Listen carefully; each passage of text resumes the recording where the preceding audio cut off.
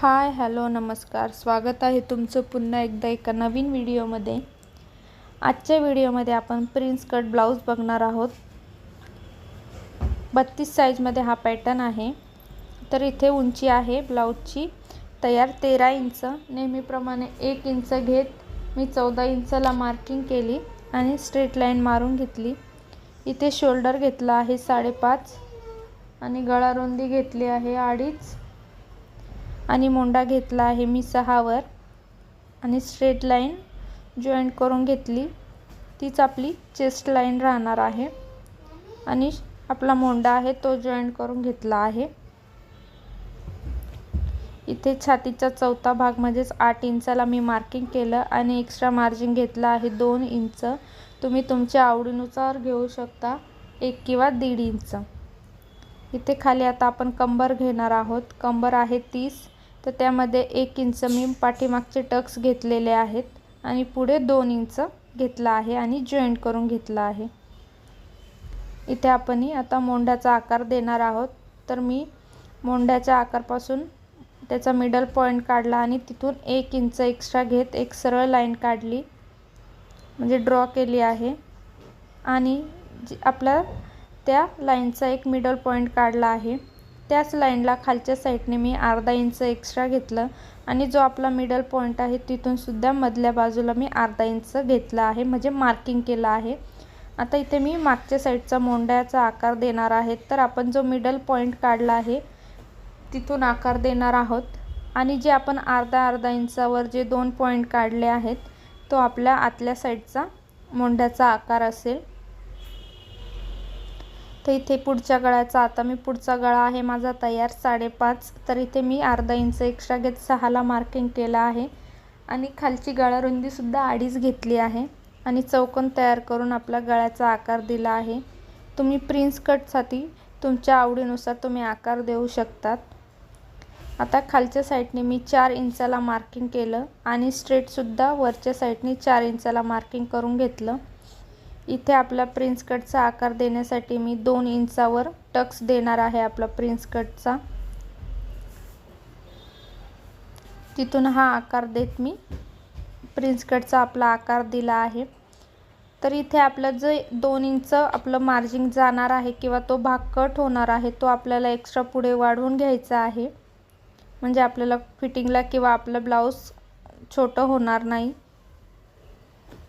हे प्रत्येक साईजमध्ये सेम असते, कुठे काही चेंजेस होत नाही। जे चेंजेस आहे ब्लाउजनुसार चेंजेस होतात, पण ही प्रोसेस आहे किंवा ही पद्धत आहे ही सेम असते। आता पुढच्या भागासाठी आपल्याला 1-1 इंच एक्स्ट्रा वाढवून घ्यायचं आहे। तर मी खाली 1 इंच एक्स्ट्रा घेत मार्किंग करून घेतली आणि ज्या आपल्या लाईन्स आहेत त्या खाली वाढवून घेतल्या आणि ह्या आपले जो पॅक भाग आहे त्या कोपऱ्यापासून जो आपलं प्रिन्स कटचा आकार दिला आहे तिथे मार्किंग केलं आहे, तिथे जॉईंट करून घेतला आहे आणि ह्या साईडने सुद्धा दोन्ही बाजून मी त्या प्रकारे जॉईंट करून घेतला आहे, म्हणजे ड्रॉ करून घेतला आहे। या पद्धतीने आता आपला पॅटर्न तयार आहे। कटिंग करताना सुद्धा एक गोष्ट लक्षात घ्यायची आहे की आपल्याला बॅक हा वेगळ्या पद्धतीने आपला कट होणार आहे आणि फ्रंट हा पण वेगळ्या पद्धतीने कट करणार आहोत।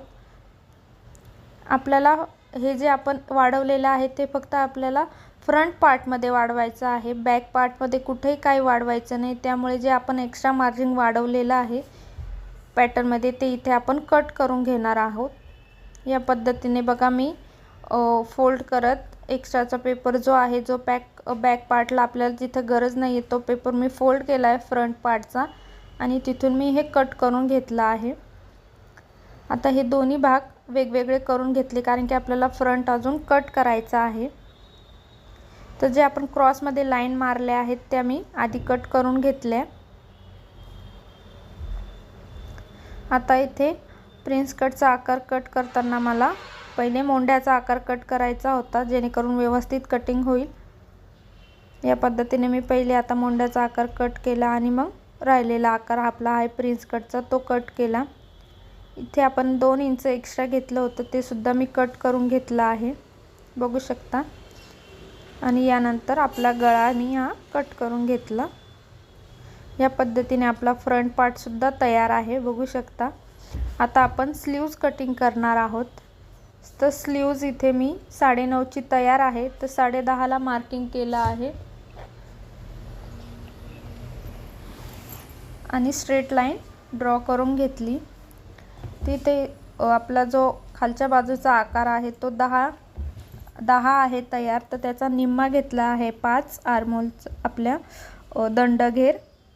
तर मी 5ला मार्किंग करून घेतले आणि 2 इंच आपले फिटिंग एक्स्ट्रा मार्जिन आहे, फिटिंगच्या पुढचे ते एक्स्ट्रा मार्जिन ठेवले आहे।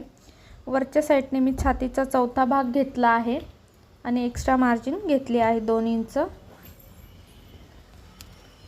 आणि आपली कॅप हाईट घेतली आहे मी 3 इंचावर आणि फिटिंग लाईन पर्यंत जी मध्य येईल तो मी काढून घेतला आणि त्या साईडने त्यानंतर परत एक मध्य काढून घेतला आहे उरलेल्या बाजूचा।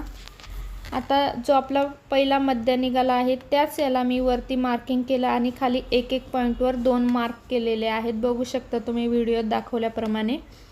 आणि आपला हा जो आपण 1 नंबरचा आपलं समजा जी मार्किंग आहे ती सोडून खालच्या मार्किंगवरून मी आकार दिला आहे, म्हणजे इथे आपल्या 3 मार्किंग आहेत। तर आपली 2 नंबरचे मार्क केला आहे त्यावर मी एक आकार दिला आहे आणि जो त्याच्या खाली एक्झॅक्ट खाली 1 इंचावर परत आपण मार्क केलं होतं तिथे एक त्यावर म्हणजे मार्किंगवरून परत एक आकार दिला आहे। या पद्धतीने आपली साधी आणि सिंपल पद्धत आहे स्लीव्ज काढण्याची।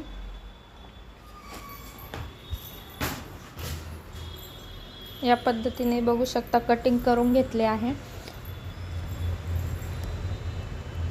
खूप साधी आणि सोपी पद्धत आहे। जर तुम्हाला ही पद्धत आवडली असेल तर व्हिडिओला नक्की लाईक करा। थँक्यू।